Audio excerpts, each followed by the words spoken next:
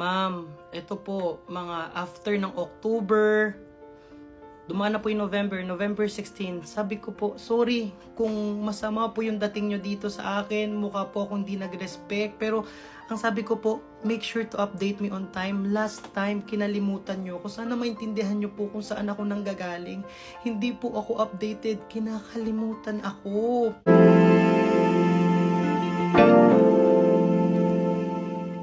Ma'am, ito po, mga after ng October, dumaan na po yung November 16. Sabi ko po, sorry kung masama po yung dating nyo dito sa akin, mukha po akong di nag-respect, pero ang sabi ko po, make sure to update me on time. Last time, kinalimutan nyo ako. Sana maintindihan nyo po kung saan ako nanggagaling.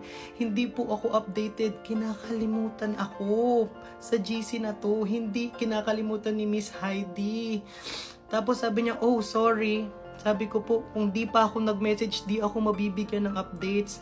Kayo po, sa inyo po nanggaling yung salitang prayo. Alice, please prioritize this group. Thanks. Kaya akala ko po naka-priority kami dito kasi nga po nakakalimutan ako. Ma'am, kung masama rin po yung dating ng response ko na ganito, that's fine. Alice, make sure lang na mag-update ako on time. Ma-update ako on time. Moving forward, ayun lang naman po kasi talaga yung concern ko. Kaya yung sama ng loob ko na kapag kayo kailangan nyo ng ganyan, nagre-reply agad ako. Kapag ako hindi nyo ko nare-replyan, October 9, ma'am, nag-message ka sa akin 1:14 AM. Hindi ko na napakita pero nag-reply ako ng sure. Ang reply nyo po, thank you. Nagigits nyo po ba ako na hindi ako nare-replyan pero nakakapag-message po kayo sa akin ng madaling araw? I know na you're busy and I'm really sorry but I hope you understand me. And about po doon sa 150 pieces na mini wipes nyo po, nakabrating po siya sa mga teacher and ginawan ko po siya ng content. Ma'am, ito yung binigay ko sa Teacher's Day, ma'am. Ito yung part ng video na nagte-thank you ako sa lahat ng mga CEO na tumulong po sa akin. Ma'am, pati sa Gucci na sapatos, salamat po. Maraming salamat po kasi first time ko lang naman pong magkaroon ng ganon. Tapos about po doon sa GCash QR code. Yes, nag-send po ako ng QR code. Hindi lang po sa'yo, pati sa ibang mga CEO. Oo, sabihin nyo na sa akin mukha akong pera, pero namamas ko po ako. And, ewan ko, wala kasi ako nakikitang mali dun eh.